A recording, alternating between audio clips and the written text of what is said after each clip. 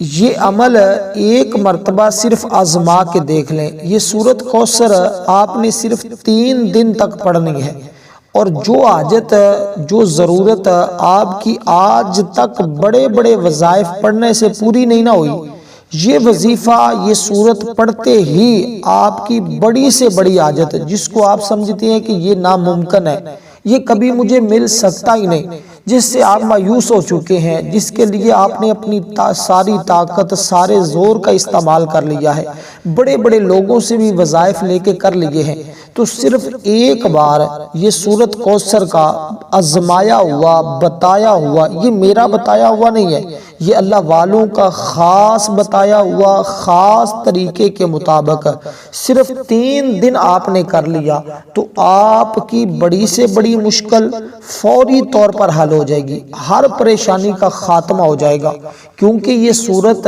خاص اس وقت نازل ہوئی تھی جب حضور پریشان تھے۔ پھر اس سورت کی برکت سے آقا علیہ السلام کا ہر غم، ہر دکھ، ہر پریشانی فوراً مٹ گئی تھی۔ اور پھر دیکھیں حدیث پاک کے اندر یہ بات موجود ہے کہ حضور خود روایت کرتے، جو شخص سورت کوثر کی تلاوت کرتا ہے خداوند اسے بہشت کے نہروں سے سیراب فرمائے گا۔ اور یہ سورت ایسی ہے جس کو جب بھی پڑھا جاتا ہے، جس وقت بھی پڑھا جاتا ہے، تمام مسائل اسی وقت حل ہوتے ہیں۔ اب پڑھنے کا طریقہ سمجھ لیجئے گا، بالکل آسان الفاظ میں بتانے لگا ہوں، چھوٹا بڑا بوڑھا جوان ہر کوئی کر سکتا ہے۔ آپ کو رزق کی پریشانی ہے نا، آپ کو دولت کی پریشانی ہے، آپ کو اولاد کی پریشانی ہے، آپ کو کوئی غم ہے، کوئی بھی کسی بھی قسم کا، چھوٹے سے چھوٹی بڑے سے بڑی حاجت اس عمل کے ذریعے فوری طور پر حل ہوتی ہے۔ اس لیے یہ عمل کرنے والا شخص کبھی مایوس نہیں ہوتا۔ اب آپ نے سب سے پہلے باوضو ہو کر کسی بھی وقت صرف پورے دن میں آپ نے یہ عمل ایک بار کرنا ہے، ایک بار سے زیادہ بار کرنے کی ضرورت نہیں ہے، لیکن 3 دن جو آپ نے یہ وظیفہ پڑھنا ہے، یہ سورت پڑھنی ہے، اس کے لیے آپ نے ایک وقت کا انتخاب کرنا ہے۔ وہ وقت صبح کا بھی ہو سکتا ہے، ظہر کے بعد کا ہو سکتا ہے، عصر کے بعد کا ہو سکتا ہے، مغرب کے یا عشاء کے، کسی بھی ایک نماز کے بعد کا وقت آپ نے انتخاب کرنا ہے۔ دیکھیں جو باتیں بتاؤں اس میں آپ نے ایک ذرا برابر بھی کمی پیشی نہیں کرنی۔ اس بات کو آپ نے اپنے ذہن میں دھیان سے اتارنے، اچھے طریقے سمجھ لے، تاکہ اس عمل کے اندر کسی قسم کی غلطی کی گنجائش نہ ہو، نہ ہی کسی لفظ میں کمی پیشی کرنی۔ دیکھیں میں ایک ایک لفظ کر کے آپ کو سمجھاؤں گا تاکہ کوئی بھی میرا بھائی، میری بہن، میرا بیٹا اس عمل کو کرتے ہوئے پریشان نہ ہو، کیونکہ یہ عمل جب بھی کیا، جس وقت بھی آزمایا، چاہے وہ بچہ تھا، بوڑھا تھا، جوان تھا، عورت تھی، مرد تھا، جس نے بھی کیا ہے وہ ہمیشہ کامیاب ہی ہوا ہے۔ اس لیے میں چاہتا ہوں آپ اپنا وقت ضائع کیے بغیر اس عمل کو فوری طور پہ کر لیں۔ اس ویڈیو کو مکمل دیکھیں گے تو آپ کو یہ عمل سمجھ میں آ جائے گا، پھر اسی طرح یہ عمل کر کے اللہ کے خزانوں میں سے جو چیز آپ حاصل کرنا چاہتے ہیں، آپ نے بس اس کی نیت کر لینی ہے۔ نیت کرنی ہے، یا اللہ مجھے گھر کی ضرورت ہے، یا اللہ مجھے رزق کی ضرورت ہے، یا اللہ مجھے اولاد کی ضرورت ہے، یا اللہ میں مقروض ہوں مجھے قرضے سے نجات کی ضرورت ہے، یا اللہ میرا بیٹا امتحان کے اندر فرسٹ آ جائے، مجھے فلاں جاب کی ضرورت ہے، مجھے فلاں سے ٹرانسفر کی ضرورت ہے۔ آپ کا مثلاً کوئی بھی مقصد ہے نا، کوئی بھی ضرورت ہے، کوئی بھی حاجت ہے، آپ نے اس کو اپنے ذہن میں رکھنا ہے، ساتھ کہنا یا اللہ میری فلاں پریشانی ہے تو اس کو حل فرما دے، اور اس عمل کی برکت سے یہ عمل تیری رضا کے لیے کر رہا ہوں یا کر رہی ہوں، یہ الفاظ اپنے ذہن میں بٹھا لیں، ان الفاظ پہ غور کر لیں جو الفاظ میں آپ کو بتا رہا ہوں۔ دیکھیں اس پورے عمل کے اندر سب سے مین چیز ہوتی ہے نیت۔ انما الاعمال بالنیات، تمام اعمال کا دار و مدار، تمام عملوں کا دار و مدار نیتوں پر ہے، اور یہ بخاری شریف کی حدیث پاک ہے کہ عمل کا دار و مدار نیت پہ ہے۔ جیسی تمہاری نیت ہوگی اللہ ویسا ہی تمہیں پھل اور اجر عطا فرمائے گا۔ تو اب جیسی نیت کے ساتھ آپ یہ عمل کریں گے اللہ تعالیٰ اسی طرح کا اجر و ثواب، اسی طرح کا صلہ اور اسی طرح کی حاجت اور مقصد میں اللہ آپ کو کامیابی عطا فرمائے گا۔ اب دیکھیں بسم اللہ الرحمن الرحیم، انا اعطیناک الکوثر فصل لربک وانحر ان شانئک ھو الابتر۔ اس کا ترجمہ ہے اے محبوب بے شک ہم نے تمہیں بے شمار خوبیاں عطا فرمائی، تو تم اپنے رب کے لیے نماز پڑھو، قربانی کرو، بے شک جو تمہارا دشمن ہے وہی ہر خیر سے محروم رہے گا۔ اب اس کے اندر ایک تو یہ ہے کہ بے شمار اللہ تعالیٰ خوبیاں عطا فرماتا ہے اس بندے کو، جو بندہ اس سورہ مبارکہ کو پڑھتا ہے۔ اگرچہ اللہ نے اپنے حبیب کو یہ سب کچھ عطا فرمایا، لیکن جو آقا علیہ السلام کا امتی، جو آقا کا غلام، کیونکہ قرآن ہر ایک کے لیے فائدہ مند ہے، ہر ایک کے لیے نفع بخش ہے، ہر ایک کے لیے تاثیر کا درجہ رکھتا ہے۔ اور اس سورہ مبارکہ کا نزول نبی علیہ السلام کے کسی شہزادے کے انتقال پر ابو لہب، عقبہ، عاص بن وائل وغیرہ کفار دل آزار جملے کہنے لگے۔ کسی نے کہا نعوذ باللہ محمد صلی اللہ علیہ وسلم کی جڑ کٹ گئی، کسی نے کہا محمد صلی اللہ علیہ وسلم کی بات نہ کرو، وہ تو ایسا آدمی ہے جس کی جڑ نہیں ہے، اس کی کوئی نرینہ اولاد نہیں ہے، جب فوت ہوگا تو اس کا نام مٹ جائے گا۔ تو اس کے کفار کے جواب میں اللہ تعالیٰ نے پیارے نبی علیہ السلام کی تسلی کے لیے یہ سورت نازل فرمائی۔ فرمائے حبیب ان لوگوں کی باتوں پر رنجیدہ نہ ہوں، بلکہ ہمارے فضل و کرم پر نظر رکھیں، ہم تمہیں بے شمار خوبیاں اور نعمتوں سے نوازا ہے، لہٰذا تم ان کے شکرانے میں نماز پڑھو، قربانی کرو۔ جہاں تک تمہارے دشمنوں کا تعلق ہے تو ہم ان کی جڑ کاٹ دیں گے اور یہیں ہر خیر سے محروم رہیں گے۔ تو یہاں اللہ والے فرماتے ہیں کہ جو بندہ یہ عمل کرتا ہے اس کے دشمن بھی اس سے دور ہو جاتے ہیں، اور اگر اس کے دشمن بہت زیادہ پریشان کر رہے ہیں تو اللہ ان کو بھی نیست و نابود کر دیتا ہے، اور ان کو، لیکن وہ بندہ حق پر ہو، سچ پر ہو، جس نے یہ عمل کیا اللہ اس پر اپنا فوری کرم، فوری رحمت نازل فرما دیتا ہے۔ تو اس لیے آپ نے جب یہ عمل کرنا ہے باوضو کسی بھی جگہ، گھر کے کونے میں یا کہیں بھی مسجد میں، دنیا کے جس کونے میں بھی ہیں، آپ کوشش کرنی ہے ایک ہی مصلی ہو، ایک ہی جگہ اگر ہو جائے تو یہ سب سے اچھا ہے، ورنہ ایک مصلی لے کر، ایک کپڑا لے کر اس کے اوپر 3 دن آپ نے بیٹھ کر عمل کرنا ہے۔ اور اگر گھر کے اندر ہلکی سی کو خوشبو مل جائے، اگر بتی مل جائے یا اپنے وجود کو خوشبو لگانے کے لیے مل جائے تو آپ یہ عمل اس طرح کریں گے۔ جب یہ عمل مکمل کر لیں گے، اس عمل کے مکمل کرنے کے بعد 100 مرتبہ آپ نے حضور سرور کونین امام الانبیاء خاتم النبیین کی ذات پر درود پاک پڑھنا ہے۔ وہ درود پاک بھی میں عرض کر دوں گا، پہلے عمل کو مکمل ترتیب کے ساتھ سمجھ لیجئے گا۔ آپ نے تعوذ اور تسمیہ پڑھ کر عمل کا آغاز کرنا ہے، جیسے نیت بتائی، جیسے طریقہ بتایا، جیسے وقت کا بتایا، ان ساری چیزوں کو آپ نے اپنے ذہن میں رکھنا ہے۔ تعوذ تسمیہ پڑھ کر اللہ تعالیٰ کے 2 اسماء مبارکہ کو پڑھنا ہے۔ سب سے پہلے اعوذ باللہ من الشیطان الرجیم بسم اللہ الرحمن الرحیم پڑھا۔ اب آپ نے صرف اور صرف 3 مرتبہ درود پاک پڑھنا ہے۔ درود پاک جو ہم نماز کے اندر پڑھتے ہیں وہی درود پاک پڑھیں گے۔ اللہم صلی علی محمد وعلی آل محمد کما صلیت علی ابراہیم وعلی آل ابراہیم انک حمید مجید۔ تو وہی درود پاک پڑھنا ہے جو ہم نماز کے اندر پڑھتے ہیں۔ میں نے مکمل نہیں پڑھا، ایک حصہ پڑھا ہے، باقی آپ خود جانتے ہیں کہ وہ کون سا درود پاک ہے۔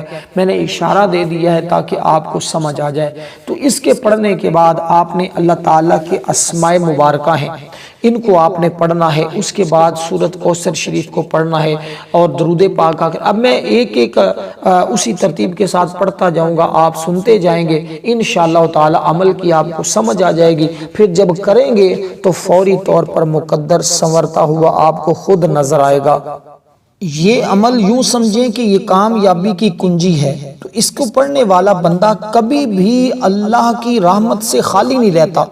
کیونکہ دیکھیں کوثر بے شمار خوبیاں عطا فرمائی. کوثر کا لفظ کثرت سے نکلا ہے. کثرت سے نعمتیں اس بندے کے پاس آتی ہیں اور یہ مبالغہ کا صیغہ ہے. بہت زیادہ بے انتہا کسی چیز کا اتنا کثیر ہونا کہ لوگ اندازہ ہی نہ لگا سکیں. وہ کثرت تعداد جو نہ مقدار اور مرتبہ اور معیار میں کسی اور اعتبار سے یعنی کہ وہ گنی نہ جا سکے اور جو تولی نہ جا سکے، جو ناپی نہ جا سکے، اس قدر اللہ تعالیٰ اس بندے پر رحمت اور کرم فرماتا ہے. اب سب سے پہلے جیسے میں نے کہا اللہ تعالیٰ کے 2 اسماء مبارکہ آپ نے پڑھنے ہیں اور یہ عمل کرنے کے بعد درود پاک پڑھنا ہے پورا 100 مرتبہ، یعنی ایک تسبیح پڑھنی ہے. وہ درود پاک میں عرض کر دوں گا. اس عمل کے اول آخر 3 مرتبہ وہ الگ درود پاک ہے، لیکن جو آخر میں پڑھنا ہے وہ علیحدہ ہوگا. اس کے بعد جو بھی دعا کی جاتی ہے نا وہ دعا رد ہوتی ہی نہیں ہے، یعنی کہ بندہ مستجاب الدعویٰ بن جاتا ہے. اگر کوئی بھی اچانک کسی بھی مالی پریشانی میں کوئی شخص مبتلا ہو جائے نا تو اس سے نکلنے کی کوئی صورت اس کو نظر نہ آتی ہو تو زندگی میں کبھی بھی کسی بھی دن یہ معاملہ ہو سکتا ہے، تو پھر آپ کو صرف یہ ایک ہی دن عمل کرنا پڑے گا.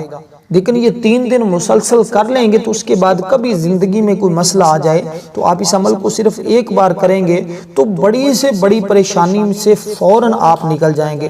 اس لیے پہلے اسماء مبارکہ کا تعلق بھی رزق کے ساتھ ہے، مقدر کو کھولنے کے ساتھ ہے، قسمت کو چمکانے کے ساتھ ہے.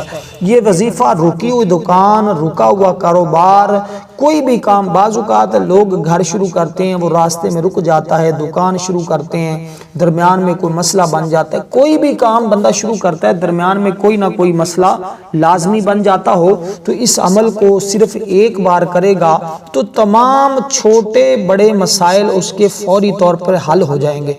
تو اس طرح آپ نے اس عمل کو کرنا ہے. انشاءاللہ کاروبار چلتے چلتے بعض لوگوں کا گر جاتا ہے، آمدن کم ہو جاتی ہے. اس طرح کے جتنے بھی مسائل ہوں گے اس عمل کی برکت سے وہ سارے کے سارے حل ہو جائیں گے. اب 2 اسماء مبارکہ جو آپ نے پڑھنے ان کی تعداد 11 مرتبہ ہے.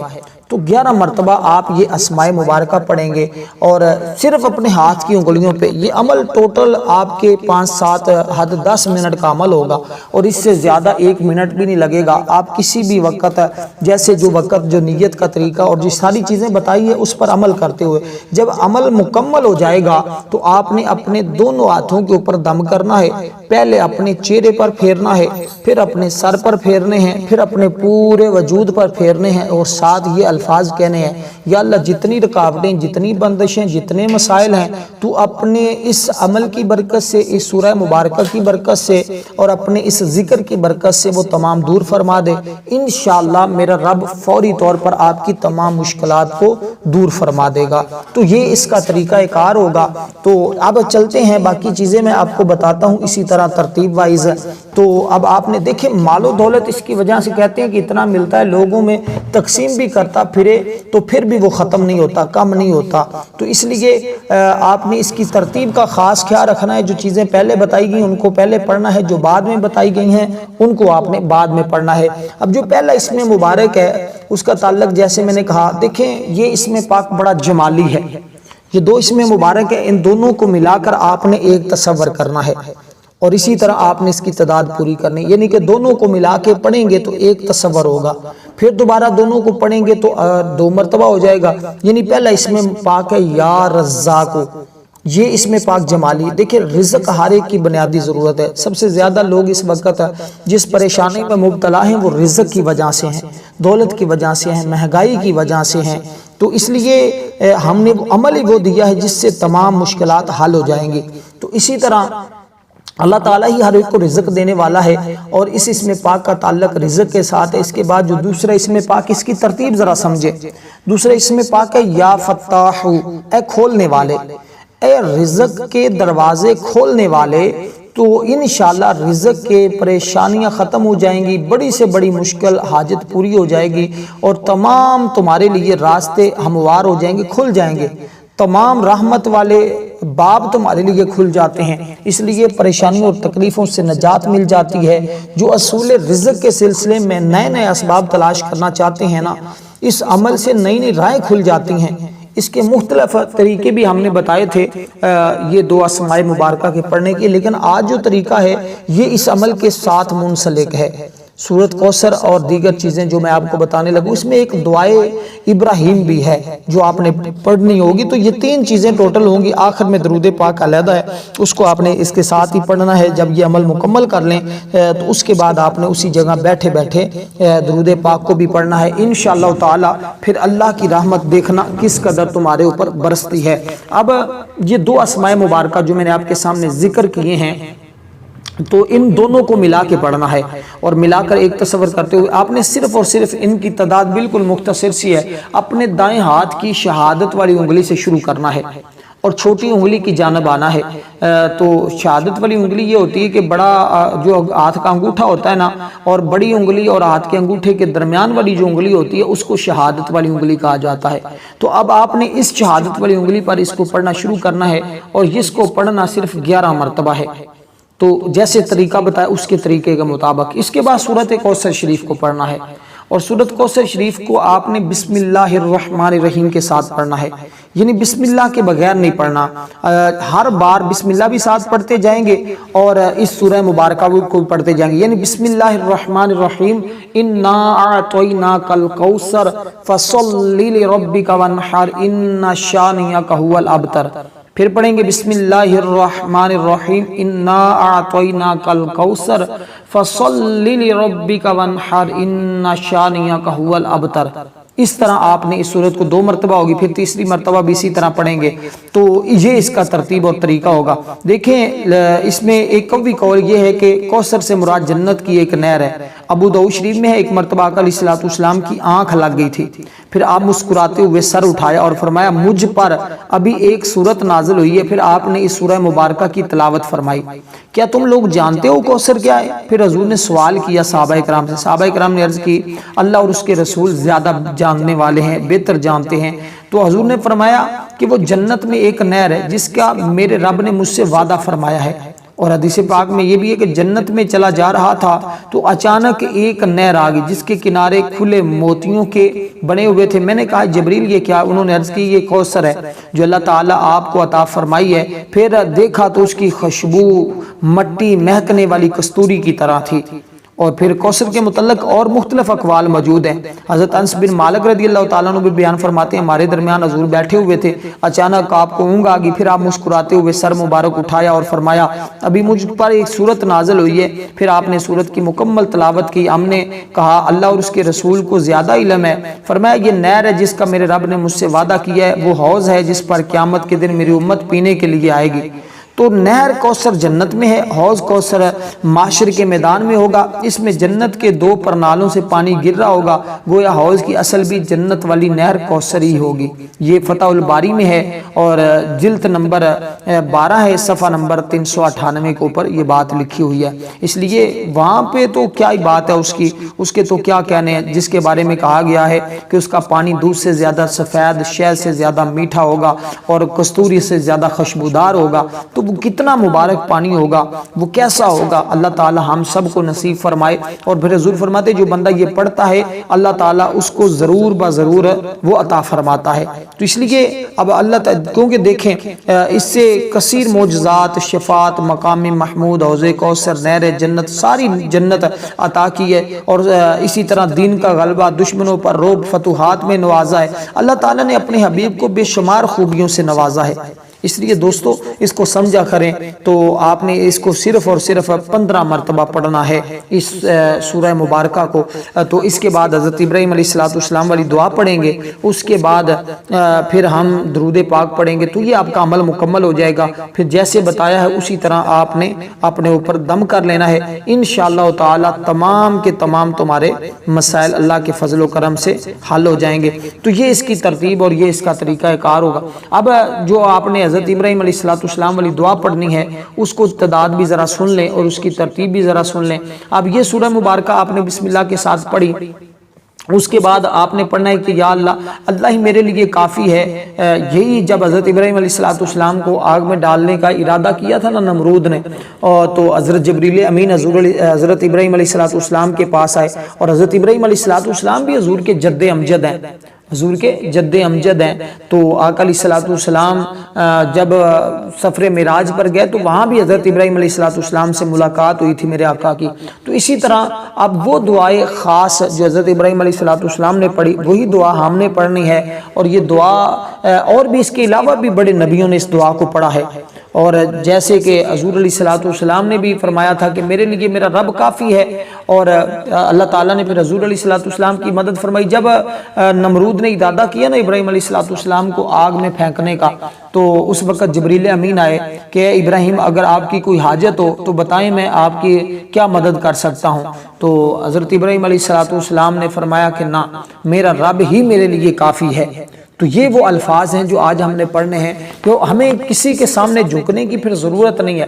جب ہم اپنے رب کو اپنا حاجت روا مان لیں گے، اپنے رب کی بارگاہ سے اس کے خزانے طلب کر لیں گے، اس کی بارگاہ سے اس کی رحمت طلب کر لیں گے، تو پھر کسی کے سامنے ہمیں اپنا سر جھکانے کی ضرورت نہیں پڑتی۔ پھر اللہ ایسا عطا فرماتا ہے کہ جیسا کوئی اور عطا نہیں کر سکتا، کیونکہ اس کی رحمت بہت وسیع ہے، جس نے ساری کائنات کو گھیرا ہوا ہے، اور ساری کائنات اسی کے قبضہ قدرت میں ہے۔ وہ جس کو چاہتا ہے، جتنا چاہتا ہے، جس وقت چاہتا ہے، جس چیز سے چاہتا ہے وہ نواز دیتا ہے۔ اس نے تو فقط کن فیکون فرمانا ہے، اور تمام کے تمام مسائل تمہارے حل ہو جائیں گے۔ تو اس طرح آپ نے اس عمل مبارک کو کر لیا تو انشاءاللہ تعالی اللہ کا خوب فضل اور خوب رحمت اس کی نصیب ہوں گی۔ تو یہ الفاظ کیا ہیں؟ حسبی اللہ و نعم الوکیل، حسبی اللہ و نعم الوکیل، حسبی اللہ و نعم الوکیل۔ تو یہ الفاظ ہیں جو آپ نے پڑھنے آخر میں تیسرے نمبر پر۔ تو اس کے بعد آپ نے پھر خاص درود پاک پڑھنا ہے جو میں آپ کو بتانے لگا ہوں، کیونکہ دیکھیں اس میں اللہ کی حمد ہے، اللہ کی ثنا ہے، اور یہ قرآن مجید کی ایک مستقل آیت بھی ہے۔ اس کا مطلب ہے بہت ہی عظیم، بڑا عظیم جملہ ہے، بڑا خوبصورت جملہ ہے۔ وہ ذات جس کے سامنے ضروریات پیش کی جاتی ہیں فوراً پوری کر دیتا ہے۔ جب کسی کے بارے میں فیصلہ کرے تو وہ اٹل اور قابل تردید ہوتا ہے۔ اور وکفا باللہ حسیبا کا مطلب ہے کہ جن جزیات اور مقداروں کے بارے میں لوگ حساب لگانے کے بعد سراخ لگا لیتے ہیں، اللہ تعالیٰ ان مقداروں کو بغیر حساب کے جانتا ہے۔